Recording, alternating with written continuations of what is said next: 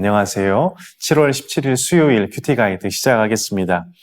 오늘 본문은 창세기 50장 1절로 11절까지 말씀입니다. 야곱은 아들들에게 축복을 빌어준 후에 147세의 일기로 삶을 마감합니다. 조부 아브라함과 또 부친 아버지 이삭에 비하면 상대적으로 짧은 삶이지만 산전수전을 다 겪은 그 일생은 조상들에 비해서 훨씬 더 다사다난한 삶이었죠. 그럼에도 죽음의 순간만큼은 조상들보다 행복했습니다. 수많은 아들들이 지켜보는 가운데 행복하게 임종을 했고, 그 중에서도 애굽의 총리 요셉이 친히 아버지의 눈을 감기고 장례를 치러 주었습니다. 오늘은 이 야곱의 죽음과 또 장례에 대해서 본문을 통해 살펴보도록 하겠습니다. 관찰 질문 1번입니다. 이스라엘이 죽은 후에 요셉과 애굽 사람들은 어떻게 그를 애도했습니까? 이스라엘이 죽자 요셉은 아버지 얼굴에 굽으려 울며 입을 맞췄습니다. 요셉은 애굽의 장례 방식대로 40일 동안 야곱의 몸을 염하도록 했습니다. 이스라엘 사람들은 염을 하지 않았지만 애굽 사람들은 보통 높은 사람들, 귀족들이, 왕족이나 귀족들이 죽으면 염을 했습니다.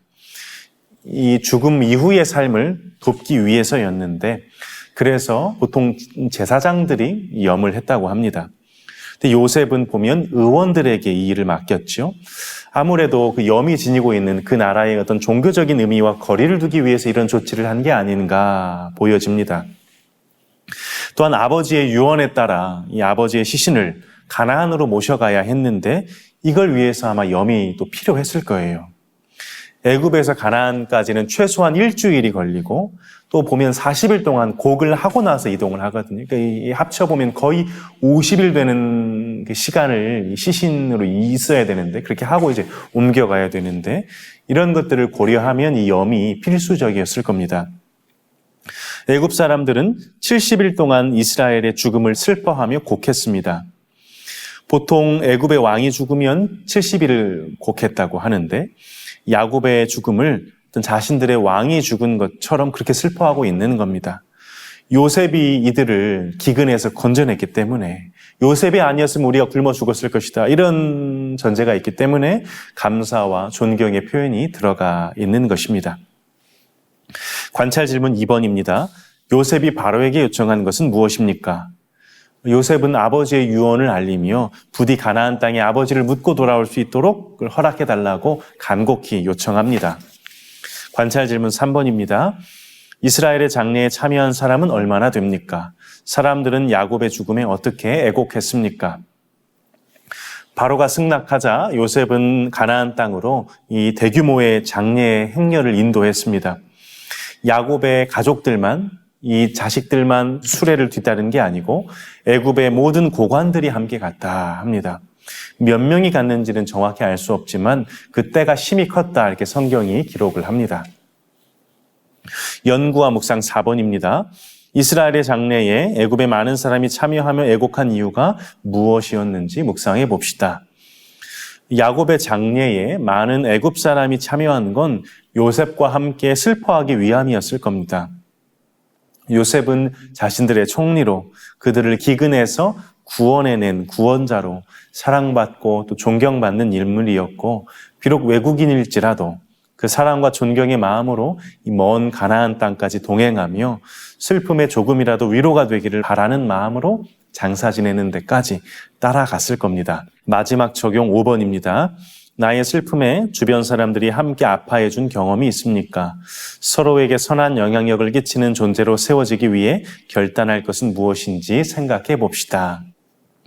슬픔은 나누면 반이 되고 기쁨은 나누면 배가 된다는 격언이 있습니다. 이 성경 로마서에도 보면 우는 자들과 함께 울고 즐거워하는 자들과 함께 즐거워하라는 말씀이 있죠. 이는 그만큼 함께함에 복이 있으며 그것을 누리라는 말일 것입니다. 특별히 슬픔은 나누면 반이 됩니다. 교구 목사로서 신방을, 성도님들을 신방하고 특별히 아픈 분들, 병원에 계신 분들을 신방하면 보통 이렇게들 말씀을 하십니다. 목사님 기도해 주셔서 감사합니다.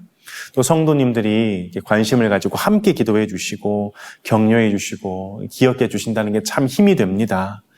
마음이 지치고 힘들려고 할 때, 주저앉고 싶을 때 나를 위해서 기도해 주시는 분들이 계시다는 게 얼마나 큰 힘이 되는지 모릅니다. 이런 말씀들을 하시거든요. 인생에 있어서 큰 일들, 특별히 좀 큰 어려운 일들, 질병이든지 어떤 그런 어려움을 만난 성도님들을 뵈면 그분들을 신방하고 하면 저는 참 무력감을 느낍니다. 그 아픈 어려운 현실 앞에 제가 해드릴 수 있는 게 아무것도 없기 때문에 그냥 곁에 서 있는 것밖에는, 같이 울어드릴 그것밖에는 제가 해드릴 수 있는 게 없거든요. 그럴 땐 참 이 스스로의 무력감, 내가 할 수 없다는 것에 대한 그런 참 어려움이 찾아옵니다. 저는 할 수 없지만 그러나 그때에 그 자리에 하나님이 역사하시고 하나님이 하실 줄 믿습니다. 그 부족의 자리에 완전으로 역사하실 주님을 소망하며 기다립니다. 그 누구도 소망을 발견하지 못했던 죽음의 자리에서도 죽음을 이기시고 살아나신 주님이심을 믿기 때문입니다. 우리가 서로에게 주님의 선한 영향을 끼칠 수 있기를 바랍니다.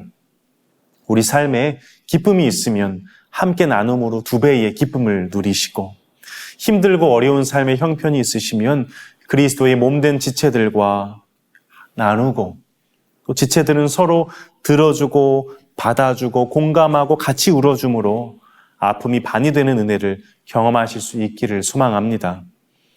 우리 삶은 혼자가 아니고 주께서 가족으로 묶어주신 영적인 공동체 안에서 함께 더불어 살아가며 따뜻한 온기를 느끼는 그러한 신앙의 여정, 또 우리 교회 공동체가 되기를 간절히 소망합니다.